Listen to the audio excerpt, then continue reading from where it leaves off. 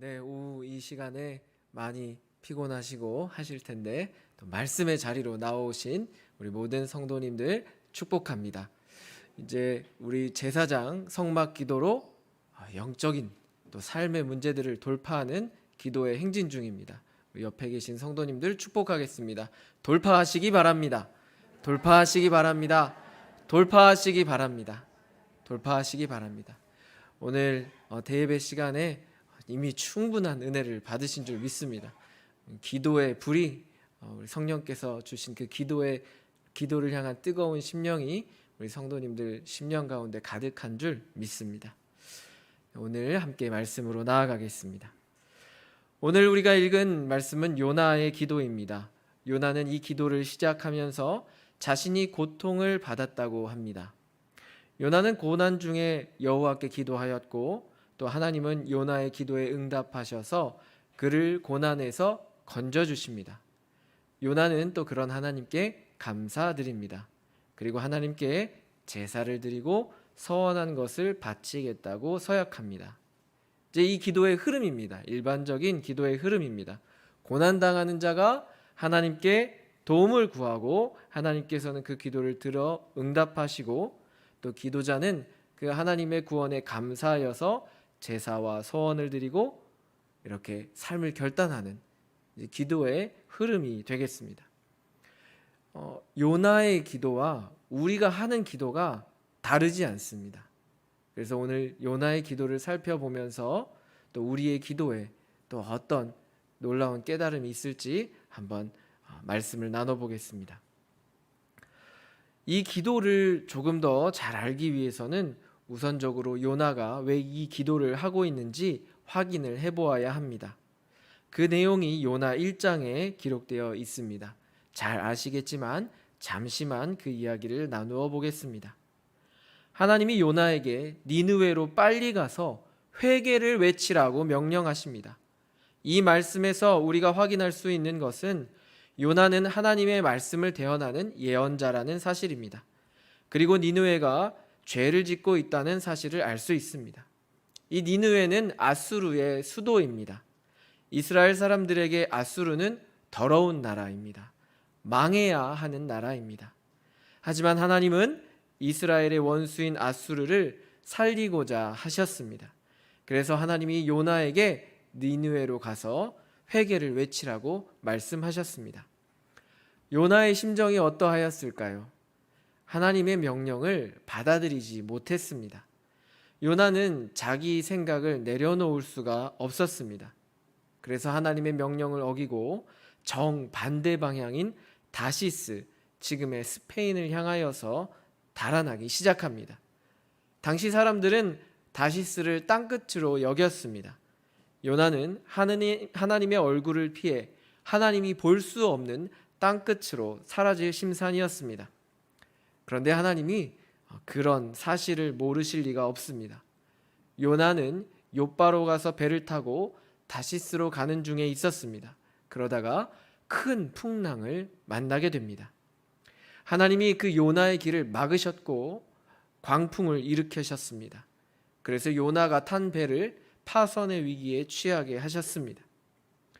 이제 항해에 익숙한 뱃사람들이 웬만한 풍랑은 다 경험했기 때문에 움츠러들지 않습니다. 그런데 이것은 전과 다른 것이었습니다.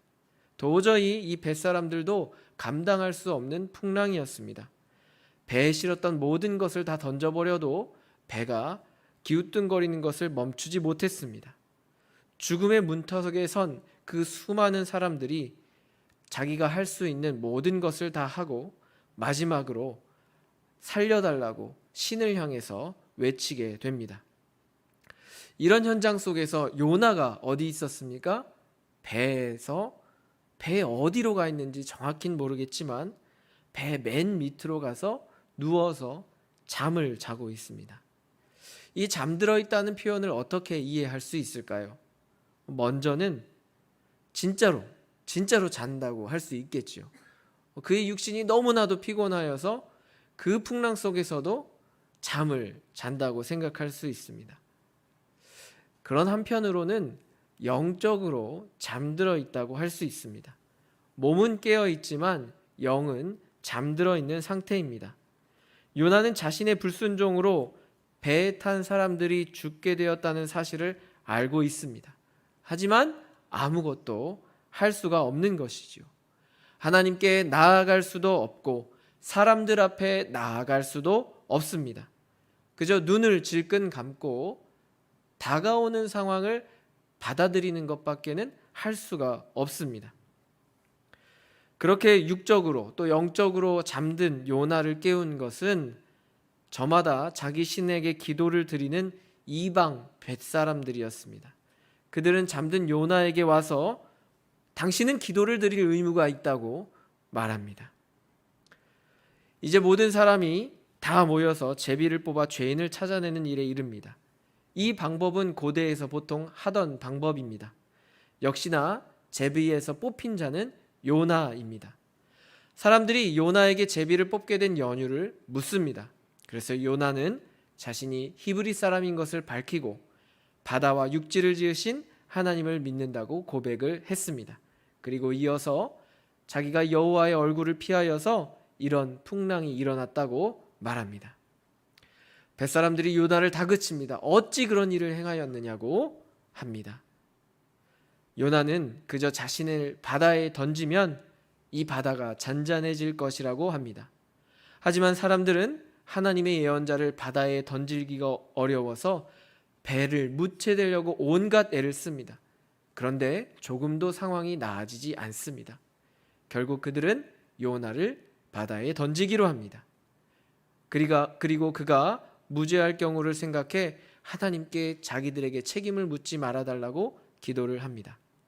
요나를 바다에 던졌습니다.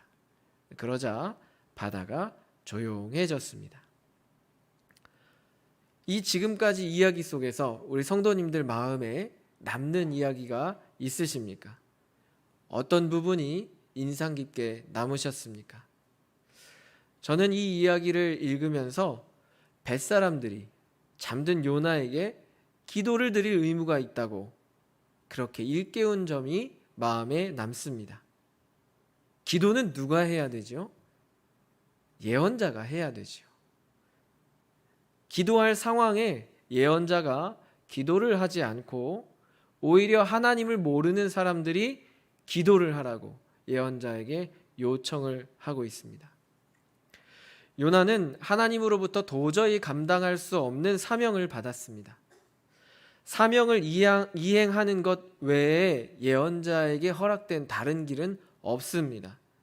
그런데 이 예언자가 사명을 감당하기를 딱 거절했을 때 이 예언자는 마치 시동이 꺼진 자동차처럼 그 자리에 멈춰서게 됩니다.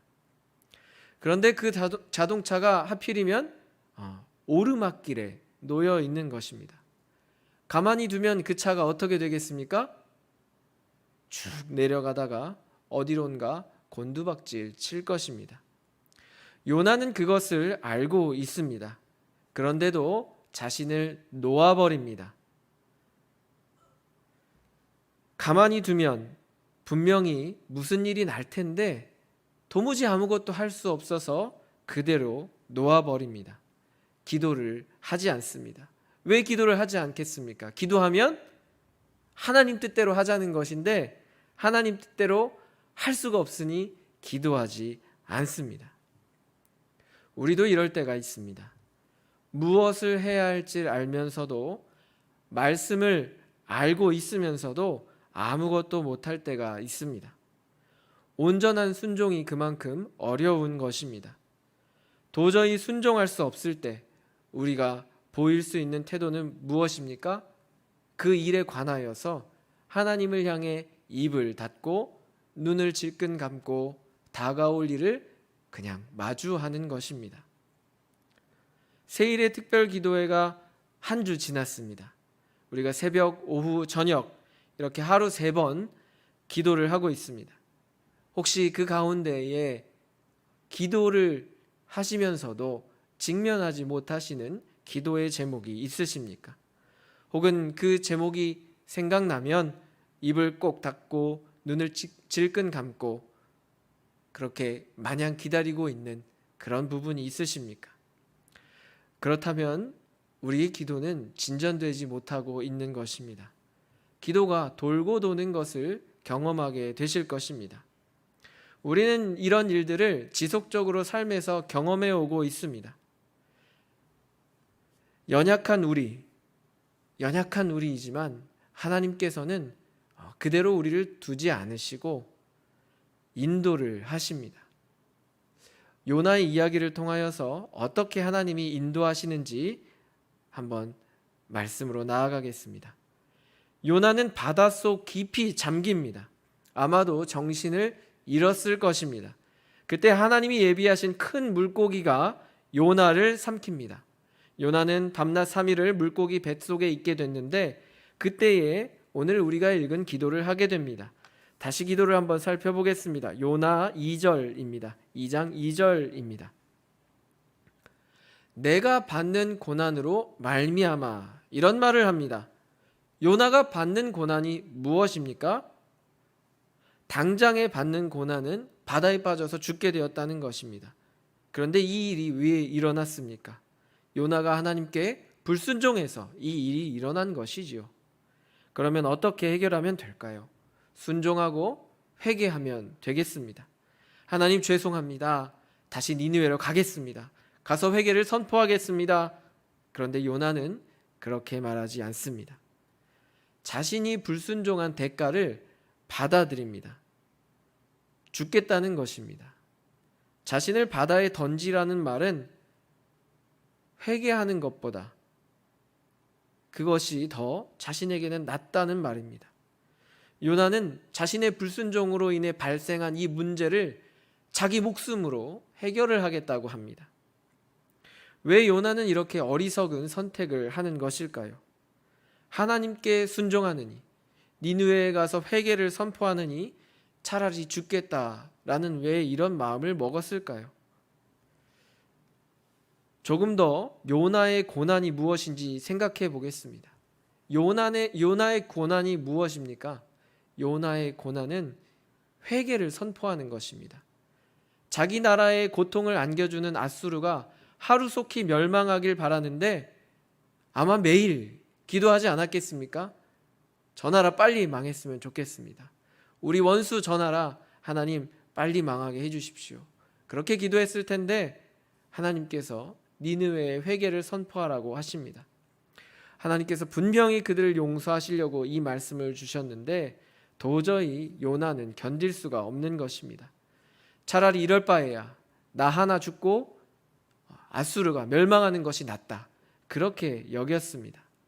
그 일을 위해서 자신의 목숨 하나쯤이야 아깝지 않다는 것입니다. 배 한 척이 침몰하는 것, 그것 대수가 아니라는 것입니다. 그렇게 요나는 눈을 질끈 감고 이 아수르의 멸망을 기다렸습니다. 자기에게 닥친 모든 일들이 끝날 때를 기다리고 있었습니다. 요나에게 하나님의 명령, 하나님이 고통이었습니다. 요나가 하려고 하는 것이 무엇이었습니까? 아수르를 멸망시키려고 했습니다. 하나님을 통해서 요나가 분명히 알고 있는 그 하나님, 악을 반드시 멸망시키시는 하나님, 회개하지 않으면 멸망시키시는 하나님을 믿고 있었기 때문에 요나는 그 하나님을 통하여서 아수르를 멸망시키려고 했습니다. 요나는 아수르의 악이 쌓이고 있음을 알았고 하나님께서 그 나라를 멸하실 것을 믿었습니다. 그때를 바라고 기다렸습니다. 그런데 요나의 계획에 차질이 생겼습니다. 요나는 하나님의 힘도 사용하고 자기 목숨도 내놓아서 자기가 하고 싶은 것을 어떻게 해서든지 해내려고 합니다. 악에 대한 반감과 애국심이 뒤엉켜서 하나님마저 이용하려는 그런 욕망에 이르게 됩니다. 요나가 이런 행동을 왜 하게 되었을까요? 자기 민족이 당하는 고통을 보니까 그 고통이 너무 큰 것입니다. 하나님을 기다렸는데 좀처럼 하나님이 역사하지 않으시는 것입니다. 하나님을 끝내는 믿지 못한 것입니다. 그는 하나님이 반드시 악을 심판하신다는 그 사실을 믿었지만 그 방법과 시기에 관하여서는 충분히 신뢰하지 못하고 있었습니다. 요나는 이런 상황 가운데 고난을 받았습니다.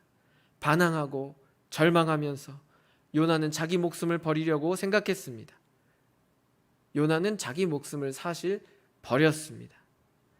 3절을 함께 읽어보겠습니다. 주께서 나를 깊음 속 바다 가운데 던지셨으므로 큰 물이 나를 둘렀고 주의 파도와 큰 물결이 다 내 위에 넘쳤나이다. 아멘. 이렇게 자기 목숨을 버린 요나를 하나님이 건지십니다. 그 건짐을 받은 요나가 방금 전 읽었던 2절의 기도를 하는 것입니다. 우리 2절 말씀을 한 번 더 읽어보겠습니다. 내가 받는 고난으로 말미암아 여호와께 불러 아뢰었더니 주께서 내게 대답하셨고 내가 스올의 뱃속에서 부르짖었더니 주께서 내 음성을 들으셨나이다. 아멘. 요나는 눈을 떴을 때 자기가 살아있다는 사실에 놀랐습니다. 요나는 자신이 심판을 받아서 죽었다고 생각을 했을 것입니다. 그런데 살아 있습니다. 이 과정을 통해서 요나의 마음속에 어떤 변화가 생겼는지는 정확히 나오지 않습니다. 그런데 이제 요나가 닫았던 입을 엽니다. 그리고 부르짖었습니다. 요나가 무엇이라 부르짖었을까요? 하나님 잘못했습니다. 살려주셔서 감사합니다. 니느웨로 가겠습니까? 가겠습니다. 이렇게 기도했을까요? 최종적으로는 그렇게 기도를 했겠습니다만 아마도 시작은 이러했을 것입니다. 왜 살리셨습니까? 나는 잘 모르겠습니다. 하나님. 하나님이 내가 알고 있는 하나님이 아니신 것 같습니다. 하나님은 악을 멸하시는 하나님이십니다. 나는 죽고 싶은데 죽고 싶어도 죽지 못하는 이 내가 대체 어떻게 해야 합니까? 이렇게 요나가 하나님께 부르짖었을 것입니다. 하나님께서 이 요나에게 두 가지 답을 주십니다. 첫째로 하나님은 죽음의 나라의 세력을 다스리는 분이시라는 사실을 알려주십니다. 요나는 하나님을 신뢰하지 못했지요. 그런데 하나님이 다시 한번 알려주십니다. 하나님은 죽음의 세력을 다스리신다. 바다는 죽음을 상징합니다. 그리고 스올의 세력은 악의 세력을 상징합니다. 하나님은 그 날뛰고 있는 바다를 담숨에 잠재우셨습니다. 바다가 생명을 움키려고 날뛰고 생명이 그 바다에서 사라질 위기에 처했을 때 하나님은 바다를 잔잔하게 하시고 스올의 뱃속에서 그 생명을 건지셨습니다. 둘째로 요나가 깨닫게 된 것은 하나님은 자신의 구원 역사를 이루시면서 그 요나 또한 구원하신다는 사실이었습니다. 하나님은 아수르를 포기하지 않으셨습니다. 그 아수르가 악할지라도 회개하고 돌아오기를 원하셨습니다. 하나님은 니느웨를 구원하고자 하셨습니다. 요나가 반대할지라도 하나님은 끝내 구원 역사를 이루셨습니다. 그런데 요나는 그 일을 반대했지요. 하지만 그 구원 역사 속에 하나님은 요나도 포함시키고 계셨습니다. 요나는 사실상 예언자로서뿐만 아니라 인간으로서도 끝난 사람이었습니다. 그런데 하나님은 요나를 결코 버려두지 않으시고 건지십니다. 하나님은 고통 중에 하나님을 부르짖으면 이 두 가지 답을 주십니다. 하나님은 죽음의 나라의 세력을 다스리신다. 하나님은 자신의 구원 역사를 이루시며 그 구원 역사에 나를 포함하신다. 그리고서 요나는 니느웨로 떠납니다.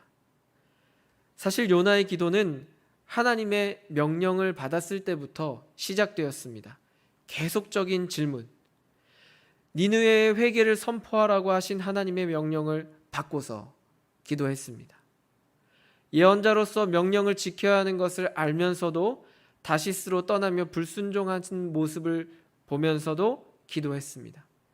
그렇게 하나님께 멀어지는 고통과 또 불안감 속에서도 기도했습니다.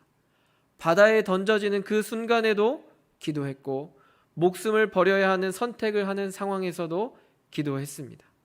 나에게 감당하지 못할 그 명령을 주신 하나님이 원망스러움에도 결국 불순종한 자신이 죽어야 하는 그 결론적인 상황에서도 요나는 사실 기도하고 있었습니다. 7절 말씀을 읽어보겠습니다. 내 영혼이 내 속에서 피곤할 때에 내가 여호와를 생각하였더니 내 기도가 주께 이르러 싸우며 주의 성산에 미쳤나이다. 아멘. 요나 1장에는 기도의 내용이 나오지 않습니다. 요나 2장에만 기도의 내용이 나옵니다. 그러나 1장에서도 분명히 요나는 기도하고 있었습니다.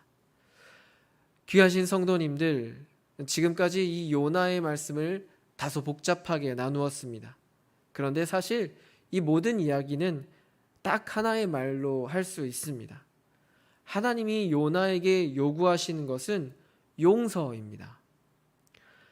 하나님은 요나에게 용서를 요청하십니다. 그리고 하나님의 용서를 실현하라고 하십니다. 성도님들, 하나님이 용서를 실현하라고 하는 대상이 나에게는 악일 수 있습니다. 나에게 고통을 주고 내 가정과 자녀에게 고통을 주고 내 삶에 고통을 주는 악일 수 있습니다. 여러분은 그 악이 어떻게 되기를 바라십니까? 하나님이 그 악을 어떻게 하기를 바라십니까? 하나님은 그 악을 보고도 아무것도 하지 않으시는 것처럼 느껴져서 하나님을 향해 입을 닫고 혹시 우리 손으로 그 악을 제거하려고 하고 있지는 않으십니까? 우리 삶에 표면적으로 드러나는 문제들이 있습니다. 성별, 연령, 인종, 종교에 따른 각종 학대와 차별, 그리고 폭력과 전쟁이 있습니다. 다양한 자산 증식 창구를 향한 투기, 돈으로 살 수 없는 정신적 가치를 자본적 가치로 하락시키는 이런 악한 지혜들이 난무합니다. 급변하는 세상 속에서 정보기술에 취약하여서 소외된 사람들이 셀 수 없이 발생하고 있습니다. 극심한 기후위기 속에서 어떠한 합의도 만들어내지 못하는 인간의 정치적 무력함이 나타나고 있습니다.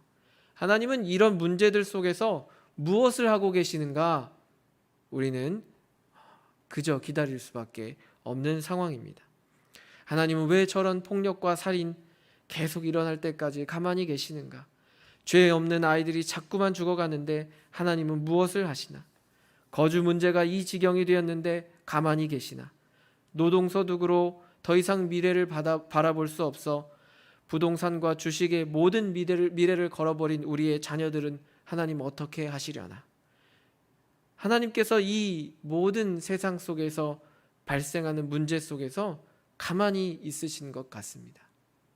악한 자들은 너무나도 쉽게 속이고 빼앗고 강탈하는 상황에서 하나님은 아무것도 하지 않으시는 것 같습니다. 그래서 우리 손에 힘만 주어진다면, 우리 손에 칼만 주어진다면 마음껏 한번 휘두르고 싶은 때가 한두 번이 아닙니다. 우리는 답답합니다. 답을 얻을 수 없는 이런 질문을 하나님을 향하여 하고 살아갑니다. 늘 그러지는 않습니다. 요나도 이런 열강의 압박 속에서도 자기 삶을 살았습니다. 고통스러운 삶을 살았지만 함께하는 사람들과 맛있는 것을 먹고 또 행복한 시간을 보냈습니다. 우리도 빡빡하고 고통스러운 삶의 속에서도 우리 가족과 함께 즐거운 시간을 갖고 그나마 주어진 일을 통하여서 보람을 얻으며 살아갑니다. 그러다가 불현듯 하나님이 명령하십니다. 너는 용서하여라. 우리는 이 하나님의 요청에 어떻게 해야겠습니까? 닫은 입을 열어야 하겠습니다. 하나님 앞에서 직면해야 할 문제를 들고 입을 열어야 합니다. 그 기도의 시작은 하나님 어떻게 해야 할지 모르겠습니다. 이렇게 시작을 하게 될 것입니다. 어쩌면 요나와 같이 용서의 문제가 우리 앞에 있는지도 모릅니다. 내 삶과 내 가족, 내 교회, 내 나라에 고통을 주는 자들을 용서하라고 하십니다. 너는 용서하라. 그리고 너는 그 시도를 내려놓아라.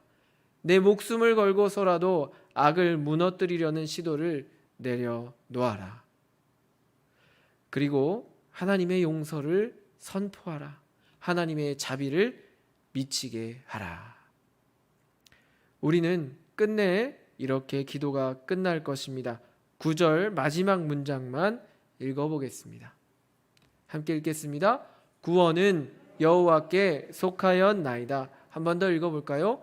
구원은 여호와께 속하였나이다. 우리는 끝내 이 기도를 하게 될 것입니다. 하나님께서 우리의 기도를 그렇게 인도하십니다. 세일의 특별 기도 가운데 우리 삶의 문제, 또 영적인 문제를 돌파하고자 합니다. 하나님이 우리를 고난 속에 들어가게 하실 수도 있습니다. 용서하라는 그 명령을 도저히 감당할 수 없게 하실지도 모르겠습니다. 계속 하나님과 논쟁을 하며 불만을 표하고 성을 낼 수도 있습니다. 요나처럼 죽음의 지경을 건널지도 모릅니다. 그럼에도 그 끝에서 구원은 여호와께 속하였나이다 라고 우리는 고백하게 될 것입니다. 하나님을 향한 신뢰를 고백하는 것입니다. 하나님께서 우리 성도님들의 기도 가운데 분명히 답을 주십니다. 오늘 말씀을 통하여서 조금이나마 하나님의 뜻을 깨달으시고 우리에게 허락하신 그 명령에 순종하시기 바랍니다. 그래서 용서를 들고 세상에 나아가 회개를 선포하시고 하나님의 자비를 세상에 미치게 하시기 바랍니다. 오늘도 변함없는 하나님의 은혜가 이 세상을 구원할 것이며 그 가운데 우리 자신도 하나님께서 구원하실 줄 믿습니다. 기도하겠습니다.